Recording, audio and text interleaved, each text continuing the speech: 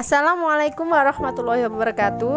Anak-anakku kelas 8, ketemu lagi dengan Bu Ririn dalam pelajaran ilmu pengetahuan alam. Pada kesempatan kali ini kita akan belajar tentang struktur dan fungsi otot. Apakah otot itu? Otot merupakan alat gerak aktif yang terdapat pada tubuh makhluk hidup termasuk manusia dan juga hewan. Otot sendiri adalah sebuah jaringan dalam tubuh dengan kontraksi sebagai tugas utama. Karena kemampuan berkontraksi tersebutlah maka otot mampu menggerakkan tulang. Karena itulah manusia maupun hewan bisa bergerak karena adanya kerjasama antara otot dan tulang. Otot sendiri diklasifikasikan menjadi 3 jenis, yaitu otot polos, otot lurik, dan juga otot jantung. Otot polos sering juga disebut sebagai otot dalam. Hal itu karena otot polos terdapat dalam organ dalam. Sel-sel otot polos tampak berbentuk gelendong dengan kedua ujungnya yang meruncing, di mana sel otot polos ini hanya memiliki satu inti sel yang terletak di tengah sel. Tahukah kalian jika kerja otot polos tidak dipengaruhi oleh kehendak kita? Artinya apa? Artinya otot polos tidak bekerja secara otomatis tanpa perintah dari otak. Karena itu otot polos juga disebut sebagai otot tak sadar. Kenapa? Ya karena pergerakannya tidak kita sadari. Nah, gerakan otot polos ini lambat tetapi teratur dan tidak cepat lelah. Otot lurik. Otot lurik ini juga disebut sebagai otot rangka.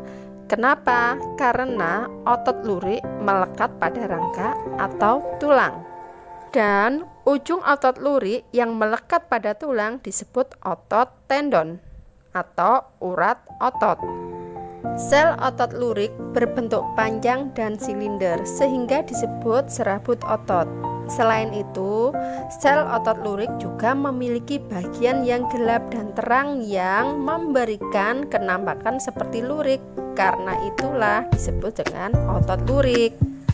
Kenapa otot lurik itu bisa nampak seperti lurik? Itu karena disebabkan oleh protein otot yang berbeda, yaitu aktin dan miosin. Nah, kalau tadi kerja otot polos tidak dipengaruhi oleh kesadaran, maka kerja otot lurik ini sebaliknya, yaitu dipengaruhi oleh kehendak atau kesadaran kita melalui perintah yang diatur oleh otak. Karena itu, otot lurik disebut pula sebagai otot sadar. Berbeda dari otot polos yang lambat, gerakan otot lurik ini berlangsung secara cepat, tetapi cepat lelah dan juga tidak teratur. Nah, kelelahan ini dapat menyebabkan otot tidak mampu melakukan fungsi gerak lagi, misalnya seperti kram. Otot jantung. Otot jantung merupakan suatu otot penyusun dinding jantung yang meliputi sel-sel kardiomikosite atau sel otot miokardiositel yang berjumlah 1 atau 2. Namun ada juga yang berjumlah 3 atau 4 inti sel, tetapi hal tersebut jarang terjadi. Otot jantung ini sebenarnya mirip dengan otot lurik, tetapi dia bercabang-cabang dan memiliki banyak inti sel. Namun, jika otot lurik bergerak secara volunter, maka otot jantung ini bergerak secara involunter. Maksudnya apa? Maksudnya otot jantung ini dapat terus bekerja tanpa beristirahat. Karena otot jantung ini memiliki sejumlah mitokondria, mioglobin, dan suplai darah ke seluruh tubuh, sehingga bisa memungkinkan terjadinya metabolisme terus-menerus dan adanya suplai oksigen dan nutrisi. Fungsi dari otot jantung adalah untuk menggerakkan jantung untuk memompa darah ke seluruh tubuh. Kontraksi dan relaksasi otot jantung menyebabkan serambi dan bilik jantung menyempit serta melebar secara berirama. Intinya, otot jantung memiliki struktur seperti otot lurik tetapi bekerjanya seperti otot polos. Nah, otot jantung ini akan bekerja terus-menerus selama manusia itu masih hidup. Jadi, meskipun kita sedang tidur, otot jantung akan tetap bekerja. Nah, gerakan otot jantung ini teratur dan tahan kelelahan.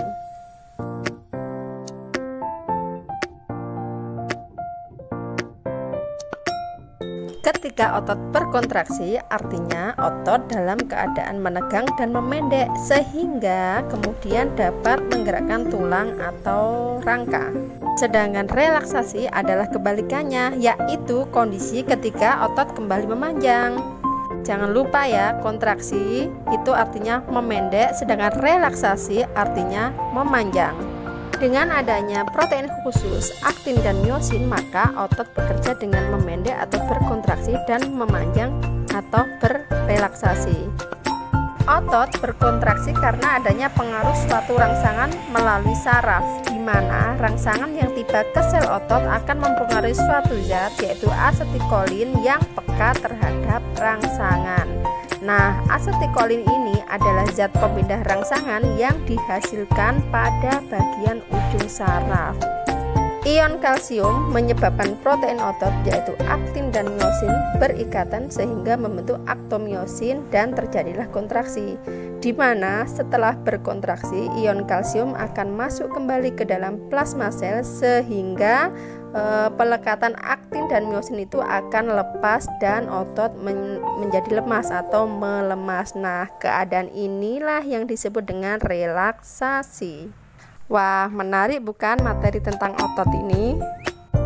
Dan sekarang tugas kalian adalah meresum apa yang sudah Bu Ririn jelaskan dari awal sampai akhir tentang struktur dan fungsi otot. Silahkan kalian resum dengan bahasa kalian sendiri lewat tulisan ya, tulis di buku kerja kalian, difoto seperti biasa dan dikirimkan ke WA-nya Bu Ririn. Jangan lupa tulis nama lengkap di pojok kanan atas buku kalian. Ingat nama lengkap ya. Selamat mengerjakan dan tetap semangat. Wassalamualaikum warahmatullahi wabarakatuh.